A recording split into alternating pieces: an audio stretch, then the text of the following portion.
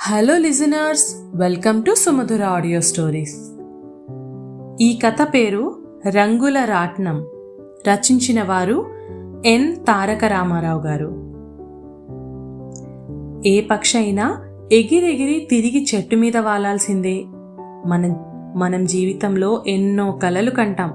అందరి ముందు ప్రదర్శించిన డాబు దర్పానికి తగ్గట్టే కొన్నిసార్లు ఇతరుల కలలు కూడా మనమే కంటాం.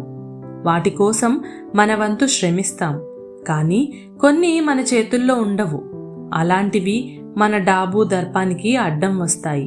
మరి ఈ కథలో రాజేశ్వరికి ఎదురైంది కూడా ఇలాంటి పరిస్థితే. మరి చివరికి ఆమె రాజీ పడిందా?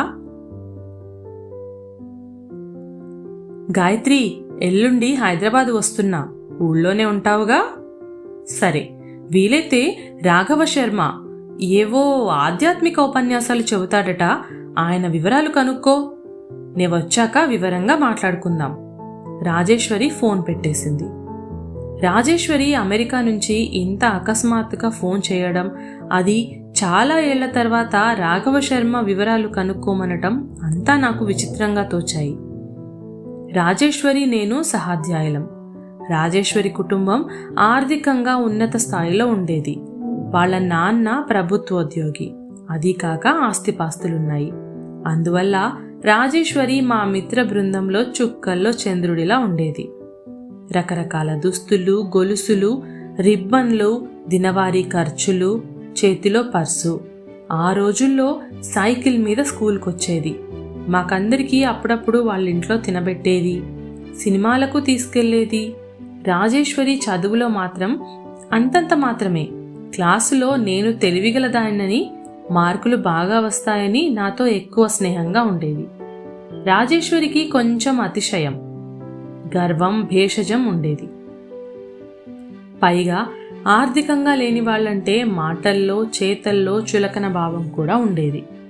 రాజేశ్వరి పెళ్లి కూడా అంగరంగ వైభవంగానే జరిగింది. ఆ పెళ్లికి మమ్మల్ని అందరినీ పిలిచింది. ఎక్కడ రారోనని తప్పక రావాలంటూ మాతో ఒట్టు కూడా వేయించుకుంది. తన వైభవం చూపాలన్న తాపత్రయం అని కొందరు చెవులు కొరుక్కోవడం కూడా నాకు తెలుసు. పెట్రోమాక్స్ లైట్లు, బ్యాండ్ మేళం, షోకారులో వధూవరుల ఊరేగింపు, పెళ్లిలో రకరకాల తినుబండారాలు, ఇవన్నీ కలిసి రాజేశ్వరి వివాహం ఆ రోజుల్లో ఘనంగా జరిగిందని చెప్పుకునేవాళ్ళు. పైగా పెళ్లి కొడుకు అమెరికాలో పెద్ద ఉద్యోగి, పైగా అందగాడు. ఇవన్నీ రాజేశ్వరి గురించిన నా జ్ఞాపకాలు. అప్పుడప్పుడు ఇండియా వచ్చినా ఏ హోటల్లోనూ దిగేది. కారులో వచ్చి పలకరించి వెళ్ళేది. అప్పుడప్పుడు మాటల్లో తను అనుభవిస్తున్న భోగం, ఐశ్వర్యం, అక్కడ జీవితం, ఇక్కడ మేం బతుకుతున్న తీరు చూచాయిగా ఎత్తి చూపేది.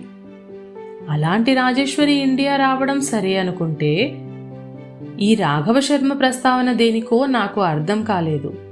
ఆలోచిస్తుండగానే రాజేశ్వరి వచ్చింది. రాజేశ్వరి మా ఇంటికి రావడం ఇదే తొలిసారి.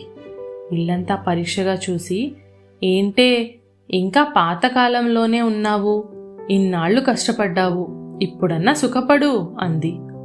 నేనేమీ కష్టపడడం లేదే, ఇద్దరూ సంపాదిస్తున్నారు కదా, ఇల్లు ఇంకా అందంగా సౌకర్యంగా ఉంచుకోవచ్చు కదా.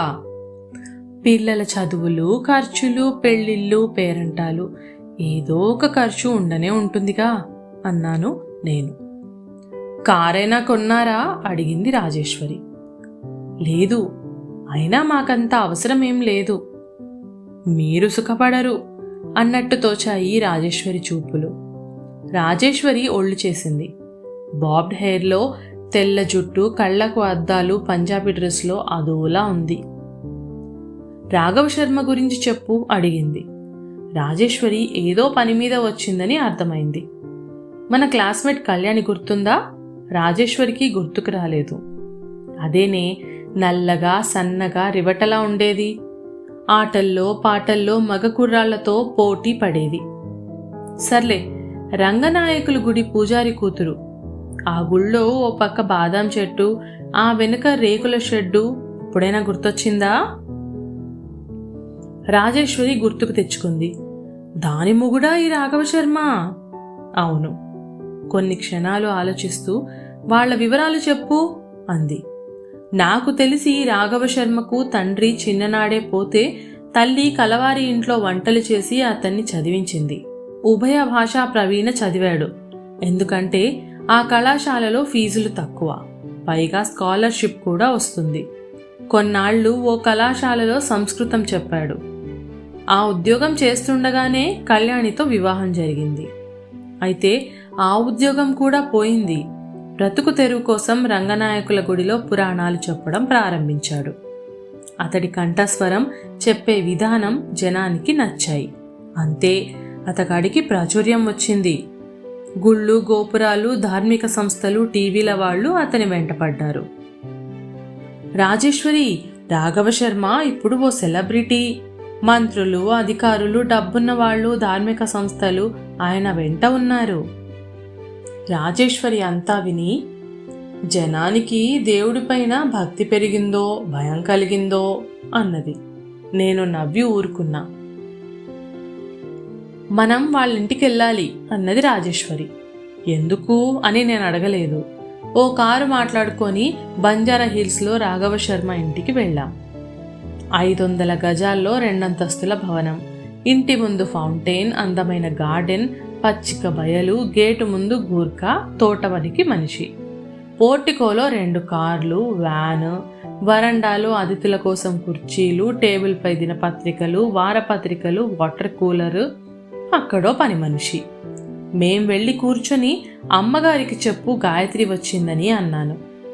నేను ఆ ఇంటికి పాత కాపునే, అందువల్ల నాకు ప్రవేశం, పరిచయం అక్కరలేని ఆహ్వానం సదా సిద్ధంగా ఉంటాయి. కళ్యాణి వచ్చింది. తెల్లటి చీర, వంగపువ్వు రంగు జాకెట్, మెళ్ళో మంగళసూత్రం, దాంతోపాటు లాంగ్ చైన్, చేతులకు వజ్రపు గాజులు, చెవులకు ఎర్ర రంగు దుద్దులు. అమ్మవారిలా ఉంది. రాజేశ్వరిని చూసి క్షణం పరిశీలించి, నువ్వు రాజేశ్వరివి కదా, ఎన్నాళ్లకెన్నాళ్లకు రండి లోపల కూర్చుందాం అని ఆప్యాయంగా మా ఇద్దరిని చేతులు పట్టుకొని సాదరంగా లోపలకు తీసుకుపోయింది. హాల్లో ఉయ్యాల బల్ల, గోడలకు రాఘవ శర్మను సత్కరించిన ఫోటోలు, ఆ ఫోటోల్లో ముఖ్యమంత్రి సహా అనేక మంది మంత్రులు, రాజకీయ నాయకులు, పీఠాధిపతులు, సినిమా ప్రముఖులు, ఇలా ఎన్నో ఫోటోలు. హాల్ అంతా ఏసీ. కళ్యాణి కనుసన్నలలో ఉండే ఓ పని మనిషి. మాకు అల్పాహారం, ఆ తర్వాత వెండి పళ్ళాలలో భోజనం. రాజేశ్వరి రహస్యంగా నా చెవిలో అంది, ఇది దాని వైభోగం బాగా ప్రదర్శిస్తోంది మన దగ్గర అని. నేనేం మాట్లాడలా. కానీ రాజేశ్వరికి ఇదంతా ఓ వింతగా ఉంది. నోటు పుస్తకాలకు, పెన్సిళ్లకు, రిబ్బన్లకు, ఆఖరికి కడుపు నిండా తిండికి మొహం వాచిపోయిన రంగనాయకుల గుళ్ళో పూజారి కూతురికి ఇంత ఐశ్వర్యం, వైభోగం రాజేశ్వరికి ఊహకందని విషయం. మాటల్లో మా పాత స్నేహితుల వివరాలు మాట్లాడుకున్నాం.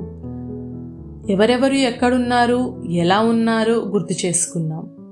మీ పిల్లలు? రాజేశ్వరి అడిగింది. పెద్దాడు ఈ ఊళ్ళో సివిల్ కాంట్రాక్టరు, వాడికి 2 పిల్లలు, గచ్చిబౌలిలో ఉంటాడు. అమ్మాయి హోమియో డాక్టర్, అల్లుడు డాక్టర్, లండన్లో ఉంటారు, వాళ్లకో బాబు.